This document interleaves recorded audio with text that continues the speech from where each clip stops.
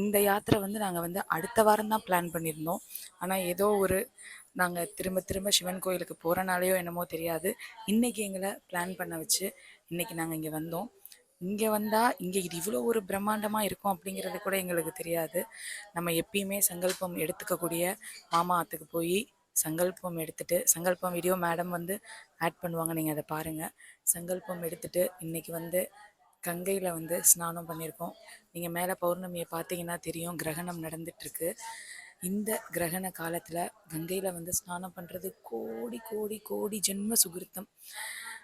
உங்கள் எல்லாராலையும் வர முடியல அப்படின்னா கூட இந்த பதிவை பார்த்துட்டு இருக்கும்போது உங்கள் எல்லாருக்குமே நீங்கள் கங்கையில் ஸ்நானம் பண்ண புண்ணியம் கிடைக்கணும்னு இந்த இடத்துல இருந்து ஆத்மார்த்தமாக உள்ள முருக மனம் முருக பிரார்த்தனை பண்ணிக்கிறேன். நீங்கள் எல்லாருமே கங்கையில் ஸ்நானம் பண்ண புண்ணியம் கிடைக்கணும். நீங்கள் பின்னாடி பாருங்கள், எத்தனையோ பிராமணர்கள் உட்காந்து நாம ஜபங்கள் பண்ணுறாங்க. அவங்களுடைய வேண்டுதல்லாம் அதிகபட்சம் என்னவா இருக்கும்? இறைவனை போய் சேரணும், லோகக்ஷேமம், இந்த உலகத்தில் இருக்கிற அத்தனை ஜீவராசியும் நல்லா இருக்கணும் அப்படிங்கிறது தான் இங்கே ஒழிச்சிட்டு இருக்கக்கூடிய. இங்கே அத்தனை நாமங்கள் ஒழிச்சிட்ருக்கு.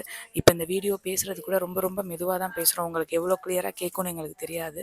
இங்கே ஒழிச்சிட்ருக்கிற அத்தனை நாமங்களும் அத்தனை ஜபங்களும் இந்த எல்லா ஜீவராசிகளுக்கும் போய் சேரணும். ஜெய் ஸ்ரீராம், ஜெய் ஜெய் ஸ்ரீராம், ஹர ஹர்